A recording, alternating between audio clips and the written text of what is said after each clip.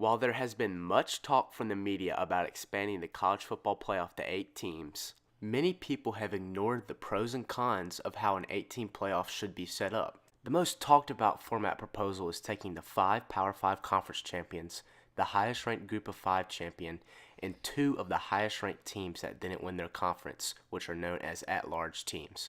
While in theory it could work and would work if you applied this format to prior years, there are a few problems. First off, there's no way that a 7-5 Pitt team or an 8-4 Northwestern team should be able to compete for a national championship. Just because they got lucky and won their conference championship while having a lackluster season and losing a few games doesn't mean they should play for a national championship. And the second problem with this format is that the number 3 team in the nation could be left out of the playoff. Say for instance the top 3 teams are either not in the conference or did not win their conference. The number 3 team would be left out because the top 2 teams would get the at-large bids and they would miss out. Even though that scenario is very unlikely, it is also possible the number 4 or number 5 ranked team could be left out. That can't happen when you have an 8-team playoff. So those are 2 of the big problems with giving 6 conference champions auto bids in an 8-team playoff. This format simply cannot happen. So the format I came up with tackles both of these issues. So here's how it works. I'll take the top 6 teams in the country and put them in a playoff. No if, and, or buts about it. If a team is in the committee's top 6, they are in. This makes sure the top teams don't miss out. So that leaves us with 2 spots. We'll call these wildcard teams. These will go to the 2 highest ranked conference champions as long as they are ranked in the top 12. Forcing these wildcard teams to be in the top 12 will prevent situations where a 4 or a 5-loss team wins their conference and makes their way into the playoff. I think my format tackles both major problems of the format proposal I talked about earlier. It also creates a middle ground between the people who prefer a top 8 only playoff and those who think conference champions should automatically get in.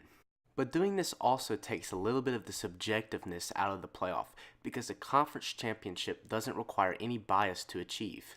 I also have a couple more things to add to my format. First, I think the first round should be held on college campuses. Home field advantage would go to the higher ranked conference champion in each matchup. So for instance, if this year Georgia was ranked 4th and they were playing against a 5th ranked Oklahoma, Oklahoma would get home field advantage even though Georgia was a higher ranked team.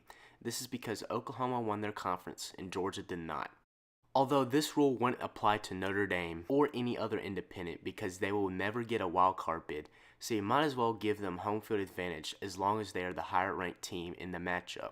And my second rule would be that after the first round we would reseed the final 4 teams so that the highest ranked team will face the lowest ranked teams and the other semifinal would have the 2 teams ranked in the middle. And if the lower seeded teams that pull off upsets complain about reseeding, that's their own problem. You can tell them that they should have played better in the regular season. So here's what the playoff would look like this year. Alabama, Clemson, Notre Dame, and Oklahoma would all have home field advantage. And I think this looks like a pretty fun playoff setup. I mean, imagine how fun it would be to see Georgia go to Norman, Oklahoma, or Ohio State go to South Bend. I'd be really excited to see this. And while I still haven't decided if moving to 8 teams is the right move, I do know if we do go to 8 teams, this is how I want to see the playoffs set up. So that's the end of the video. Hopefully soon I want to make a video debating whether 4 or 8 teams is the right move for college football. But for now, I kind of just picked the easy topic and talked about how it should be set up if we were to go to 8. So thanks for watching, and I hope you enjoyed the video.